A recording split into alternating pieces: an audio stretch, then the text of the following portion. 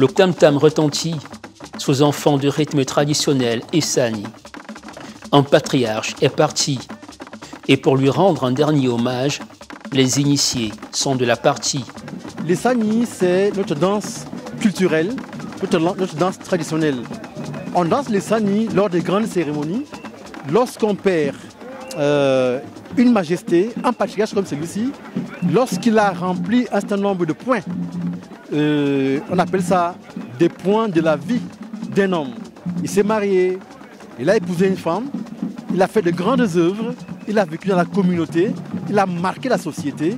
Alors, lorsqu'il décède, nous sommes en droit de lui dédier ce chant patriotique, ce chant glorieux, ce chant d'honneur qu'on appelle chez les Bétis l'Essani. L'Essani se danse aussi lorsque on a tué un grand gibier, on a vaincu, on a triomphé d'une bataille, d'une guerre, lors des grandes cérémonies, lors des grandes récoltes. Voilà les occasions, quelques-unes des occasions au cours desquelles on danse l'Essani. Nous sommes en Kolmbong, par Bankomo, village situé en périphérie de Yaoundé. Ce jour, la grande famille Vogefa célèbre la vie du regretté Ongba Onia Stanislas, dit Papa Etoa, ancien magistrat, officier de réserve de l'armée de terre camerounaise. Alors, la cérémonie des obsèques chez les Bétis, chez nous, Mobarkonon, c'est une occasion, l'homme vient de l'au-delà. Lorsqu'il décède, il rentre dans l'au-delà. Donc les obsèques sont une occasion pour nous de convoquer les ancêtres, de venir accueillir celui qui s'en va, celui qui vivait parmi nous, eux qui ont été avec nous, de venir accueillir celui des nôtres qui s'en va, pour qu'il ne soit pas seul, pour qu'il ne soit pas abandonné, pour qu'il ne soit pas perdu. Que les ancêtres viennent l'accueillir. Comme lors de la naissance, nous accueillons un nouveau-né, lors du décès, eux aussi ils accueillent.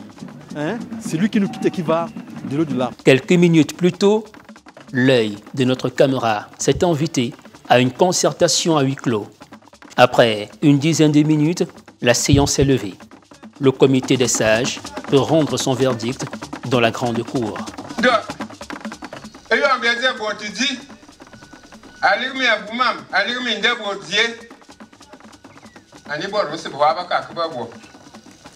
C'est un rituel chez les Ewondo.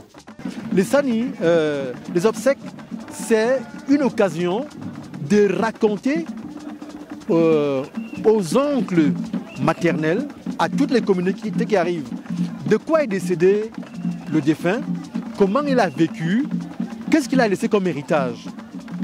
Donc, c'est l'occasion de célébrer sa vie depuis sa naissance, ses réalisations, jusqu'à comment est-ce qu'il s'en est allé. Voilà, en quelques mots, c'est quoi les obsèques chez les Bétis. Donc, elles se célèbrent en fonction de qui est décédé, qu'est-ce qu'il a été pour la société et qu'est-ce qu'il a laissé, qu'est-ce qu'on retient de lui.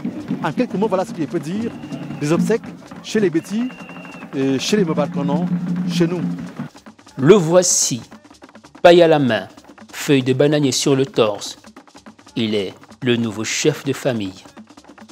Papa est décédé cliniquement d'un cancer de la prostate, mais il n'a présenté aucun signe.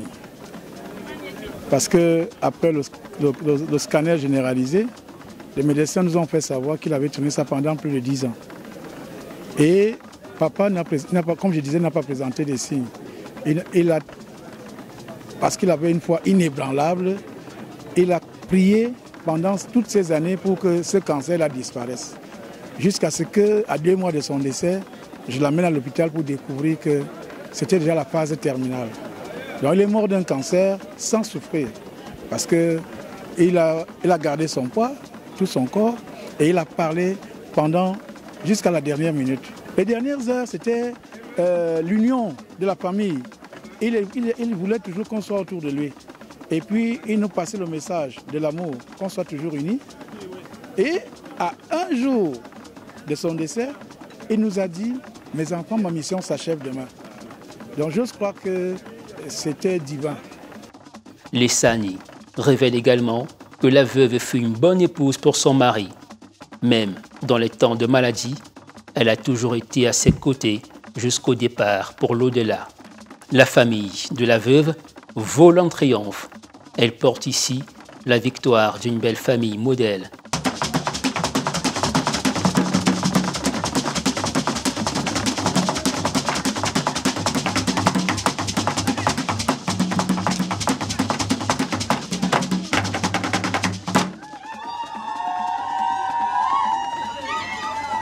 Des témoignages en sa mémoire rappellent la belle âme qu'il fut.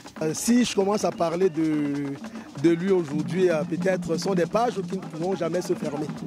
Des chapitres tout entiers que nous ne pourrons jamais boucler et autres. Nous l'appelons effectivement Papa et toi. Et il m'appelait, mon épouse et moi, papa et maman. Juste quand on l'accompagne, il y a cette petite pluie qui vient bénir. Ça, c'est un signe qu'il est heureux, que l'organisation se soit bien passée. Parce que papa était un homme du consensus. Il aimait toujours le juste milieu. Il se demande toujours, est-ce que tout le monde... Voilà, il cherchait toujours à ce que tout le monde soit d'accord. La vie continue avec lui. Parce que nous hommes qui avons la foi, nous nous disons qu'il est encore avec nous. Au-delà de ce qu'il est parti aujourd'hui, moi je sais qu'il est encore avec nous et qu'il continuera à nous accompagner dans tout ce que nous avons à faire. C'est à nous maintenant de pérenniser ce qu'il a mené comme action humainement. Donc nous allons réfléchir comment faire en sorte que son œuvre soit pérennisée. Papa et toi, c'était quelqu'un quand il y avait par exemple un deuil et qu'il savait que j'allais être seule, il venait, il m'accompagnait. À la mort de ma mère, il est venu. Il était là avec moi.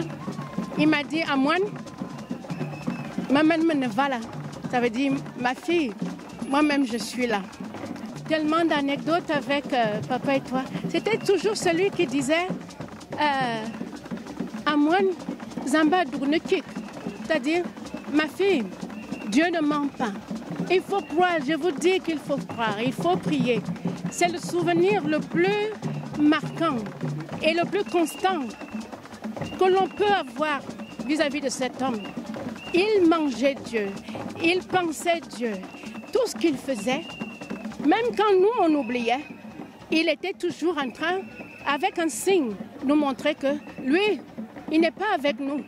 Il est d'abord avec son Dieu. Ou son Dieu, ou rien. C'était comme ça, mon papa et toi.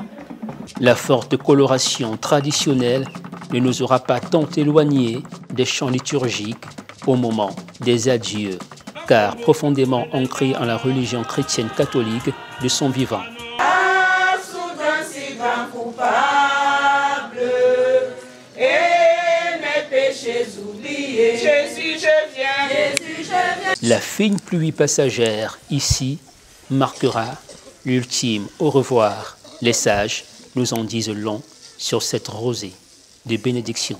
Quand vous voyez cette fine pluie, quand vous voyez cette rosée, c'est le signe, le témoignage que les ancêtres, non seulement ils sont venus, mais tout s'est bien passé, ils sont heureux, ils sont contents. Voilà quelques signes par lesquels on reconnaît que tout s'est bien passé. Ils sont venus recevoir notre fils qui est parti, notre frère qui est parti. Ils sont venus, ils ont été avec nous et ils sont repartis. Il y a beaucoup d'autres signes, mais voilà un seul que je vous dis, cette fine pluie, c'est calme. C'est naturellement, on peut le ressentir lorsqu'on s'est écouté. C'est une deuxième fois que j'assiste aux obsèques des Owondo. J'ai vraiment aimé leur façon de danser, leur façon de s'habiller. Et ce n'était pas différent de ce qu'on vit chez nous, les Mbamois. Les Sani, une danse forte de symboles pour la communauté Beti en particulier et pour le Cameroun en général.